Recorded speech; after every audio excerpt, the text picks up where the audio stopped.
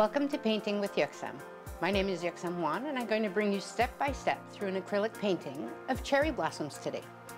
So the colors that we're going to be using are going to be on the screen, and I will show you which colors to use when, what brushes, and some tips and tricks and different techniques to get the desired effect.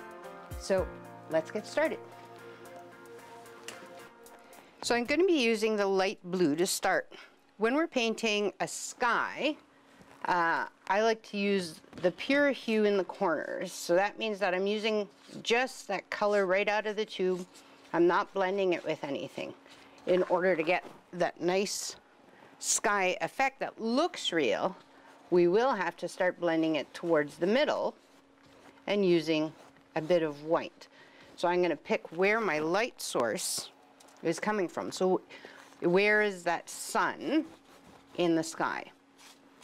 So I'm adding a little bit of water so that I get that nice coverage inside on the canvas. I'm going to be doing some sky coming in from each end, and there's going to be a little bit of sky at the bottom showing through, just to give that depth of looking up into the trees. So now that I have the blue on there, I'm going to go grab a little bit of the white, start in the middle. I haven't washed my brush yet, so it's going to have a little bit of that paint left of that blue, so it's not just white. And now I'm going to start blending that white into the blue. What that does is that instead of having a painted wall of blue, it'll actually give you the impression of there being some distance in that sky. And regardless if you're doing a night scene or even like a landscape, like on a lake or something, if you add some patches of white in that dark blue, then it will come in and give you a little bit more of a depth to that sky. So the paint is still wet, and that's why it's blending. So it's picking up, my brush is picking up a bit of the blue, it's picking up a bit of the white, and really being able to blend it into getting some nice coverage and different effects without very much effort. So now that I have my sky pretty much already done, what I'm going to do, I'm going to wash off my brush, and I'm going to go into the Jenkins Green. I'm using the same wide brush for my background. And this is a technique that I'm going to show you for how to get a little bit of the foliage in the back without needing to go and paint every single leaf in a tree. So I'm using the Jenkins Green right without mixing it with any color, and I have a little bit of water, and that adds all these highlights in it just naturally, because where the paint is thicker, it's darker. So as I'm going, I'm doing little X's with the brush, and it's picking up the white, and that will create a little bit of highlight just naturally on the canvas. So on the edges of the tree, I'm going to try and get just a couple of spikes and brush strokes to give the impression of there being some leaves. And I'm coming over the blue and the white.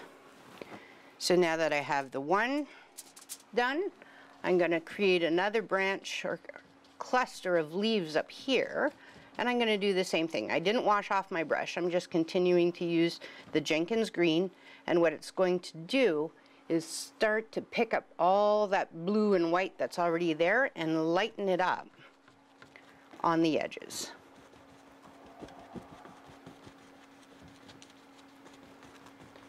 And that way, you don't have to worry about getting all those highlights in the beginning. And now for the third tree,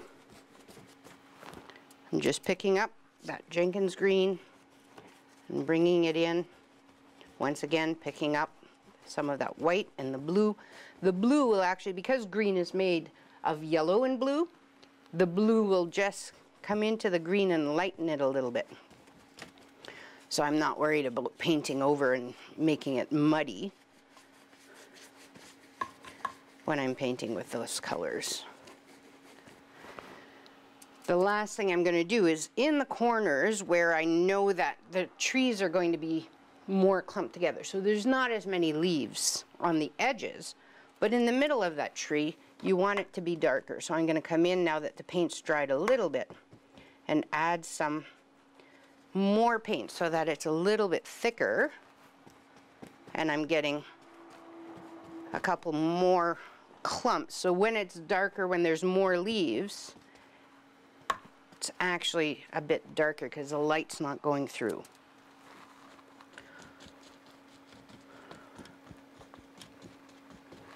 So what I have now is I've created a pathway of the light coming towards the focal point here, and some idea of the trees on each side.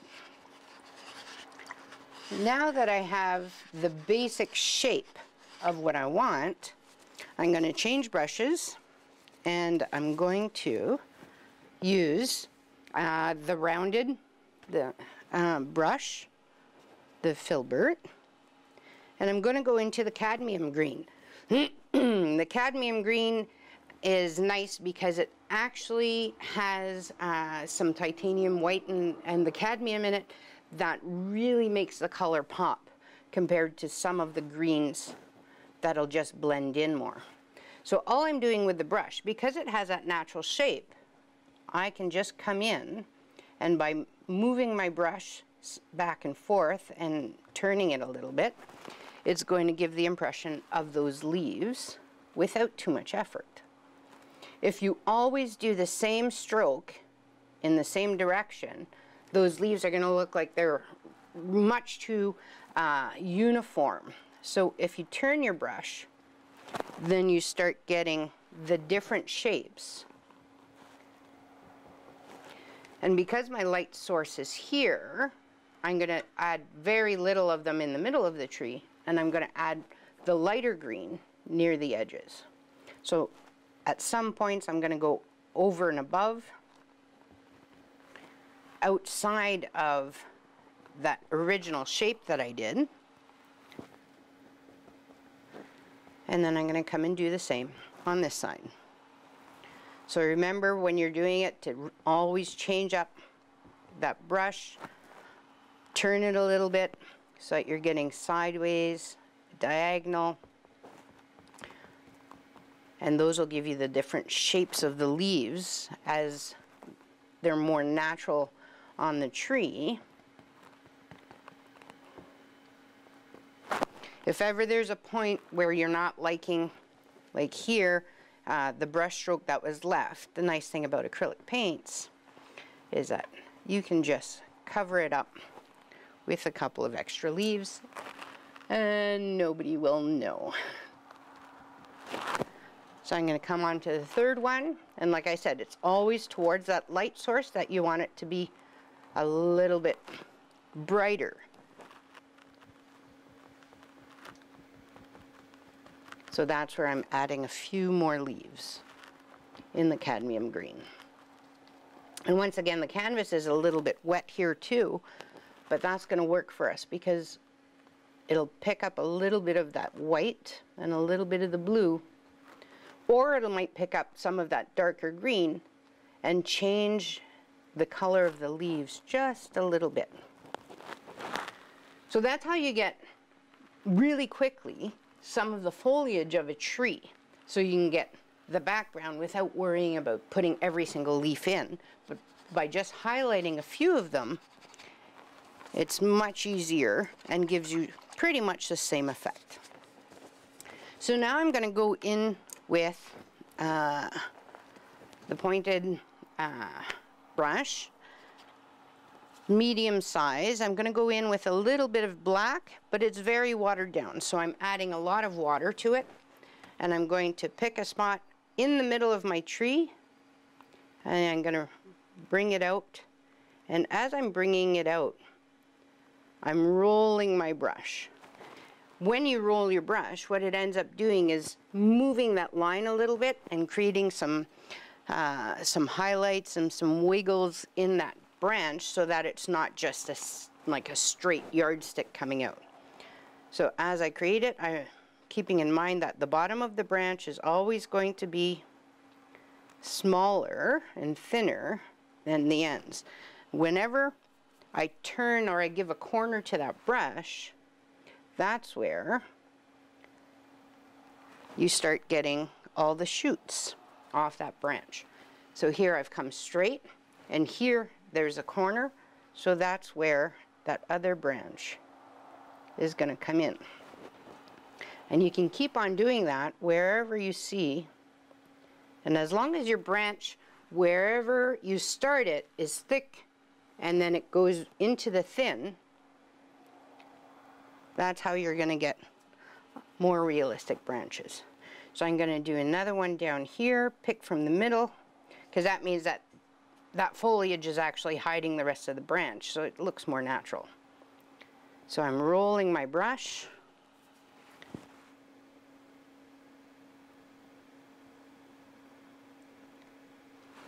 And you can, if it ends up being a bit wider, then just widen the bottom. Wherever there's those little crooks and crannies, that's where you add a couple of branches and shoots off of them. So we're going to do about 4 of these, just so that we're getting a few focal points where we're seeing that the branches are going to work with us when we put the flowers in, to give us that base of where we're going to be putting them on. Sometimes they can just be small, where you're just going to see a little bit.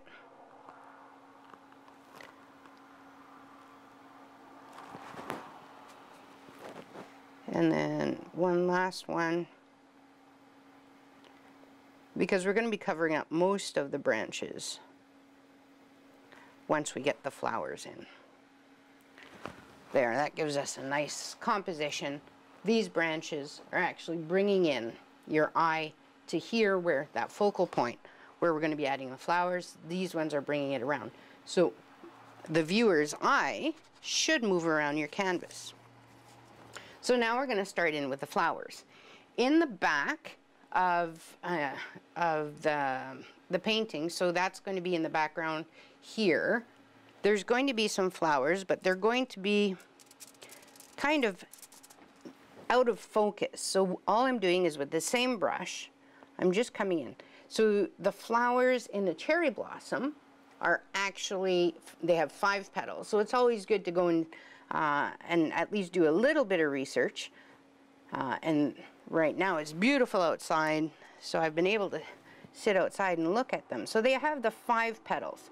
What I've done is I've got some magenta and I've added a little bit of white. And on my brush, it's actually, you see the white and the magenta, and it's not completely blended. When I put it on the canvas, what happens is that that magenta will pop out, and sometimes it'll be white, the white, so it naturally blends.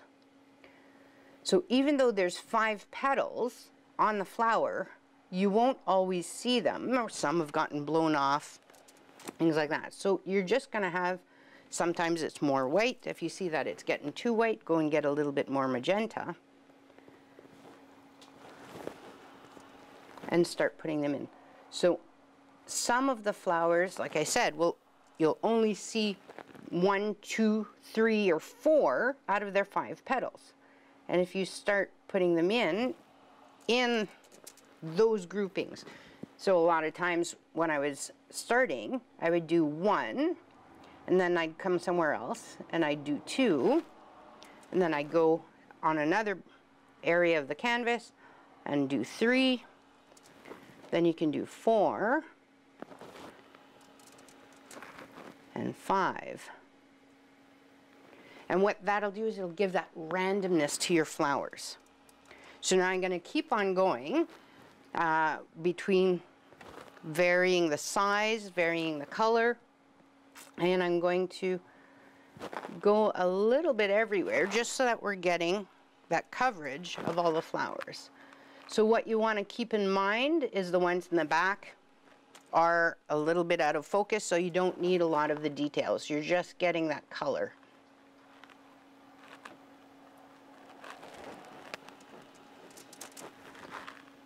So I continue to add clumps of those flowers. So once you've got some everywhere, what we're going to start looking is where can we add? Where are the holes? So when the cherry blossoms all come out, the crab apples, the cherries, the apple trees, they're actually on the ends of the branches. So wherever you have a branch, you're going to start coming in with your paint, again just the mix, magenta and white, and adding in clumps around where those branches are.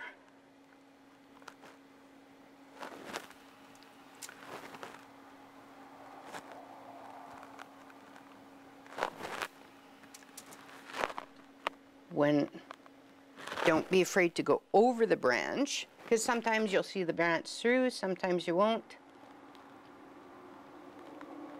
Don't always go on the branch. You need some of it to be showing in order to have that nice perspective and that depth of things being in front of and behind.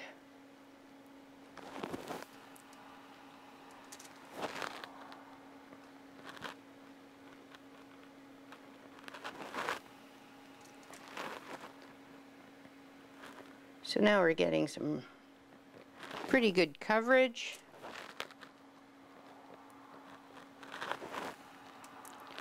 A little bit everywhere with, again, some of those clumps of flowers. A good way to get perspective, additional perspective, is you can put some darker flowers in back. So you put them on first, and then you can come in with a lighter color on top, and that'll give you the impression that the lighter ones are closer to you. So I'm going to cover this branch a little bit with the darker magenta, and now some of the lighter one. And once again, these are all in the background, so we don't have a whole lot of detail in them.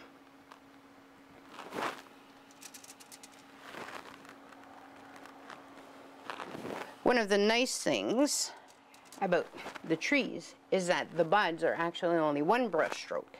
So right next to the branch, every once in a while, if you just add one little brush stroke, it'll look like there's a couple of buds that are popping through that haven't opened. Because they'll open the magenta, the buds are magenta, and then it opens up, it goes into that nice pink, and then they turn white before they fall off.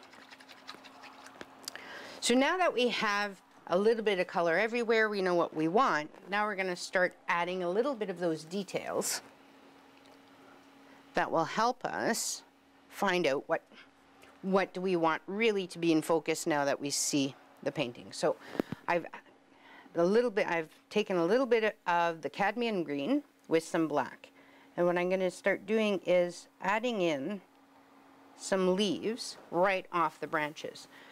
With the pointed brush, it's all about how much pressure you're putting on. So I'll do it up here. So when you start, it's light, and then you can go down, and it spreads the brushes. And then as you lift, if you turn it a little bit, it'll give you that leaf shape.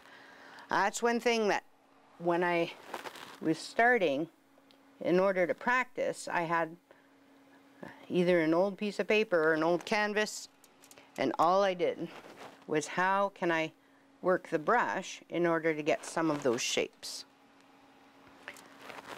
So that when it comes time to doing it on a canvas, my hand is already very used to doing all of those leaves in different patterns.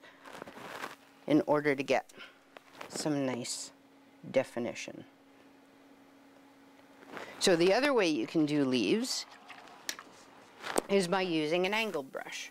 So the angle brush is square, but it's cut on an angle. So if you come in with a little bit of that cadmium green with a bit of the Jenkins, what you can do is, if you start at the top of the leaf, you work down with that pressure again, and then you turn it up.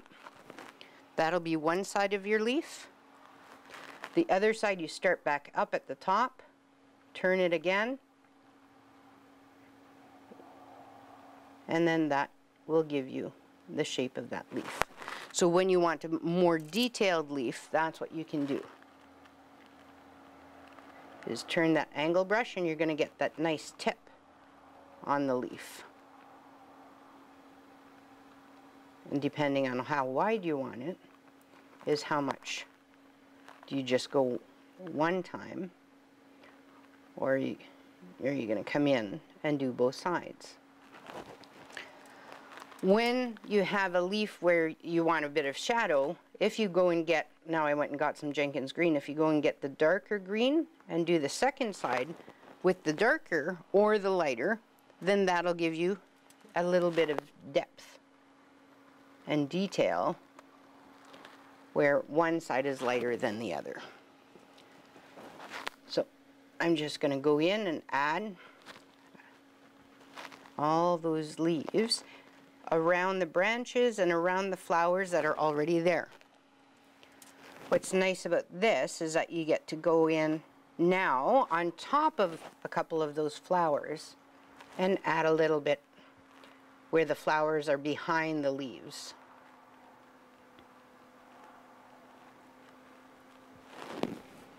Remember, go and pick up, sometimes it's going to be the lighter green, sometimes it'll be the darker green in front of the branches, behind them, in order to get that nice mix.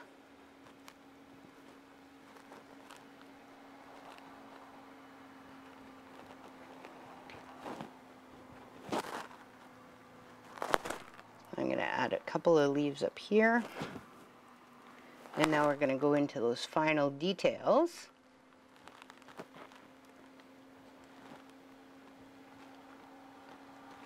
To get that those nice detailed flowers.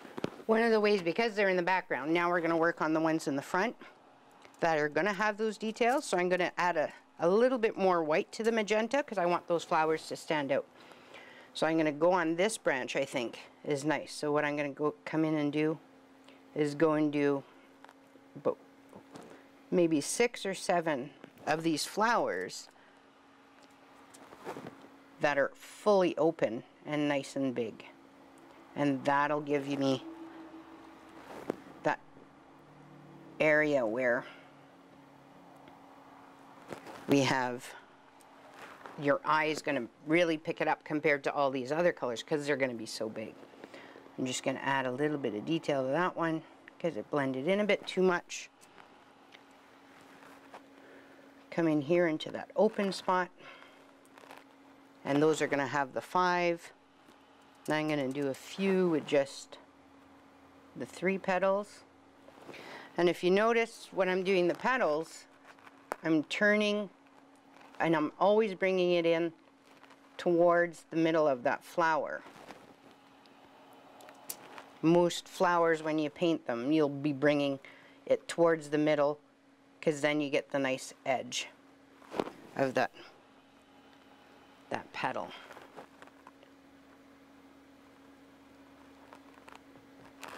I'm going to add a white one right at the top here.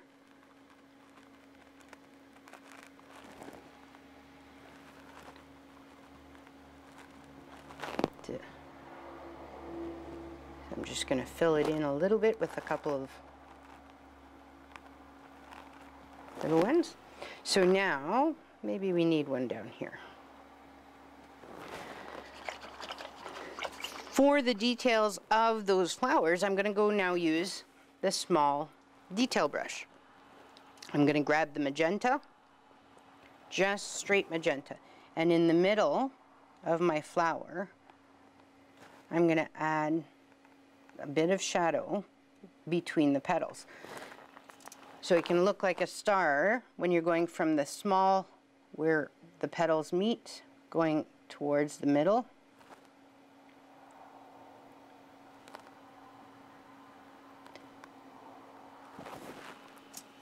Just with that magenta on a couple of our more detailed ones that are closer, that we want people to look at a bit more.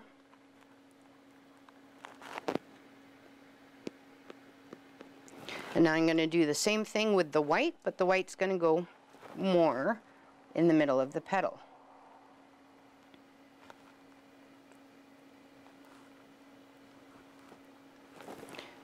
So I'm grabbing the white. If it picks up a bit of the magenta, that's fine.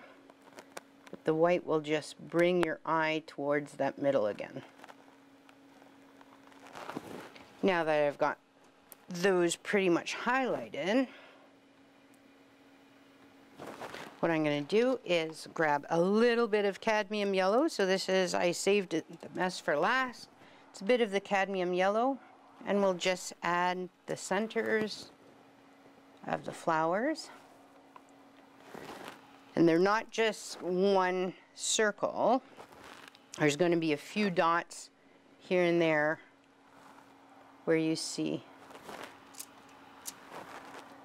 the middles kind of popping out. Now what I can do is with some magenta, I can come in, add a couple of middles to the flowers, and the same thing with that cadmium yellow, because every once in a while put in some of that yellow to give that pop of color.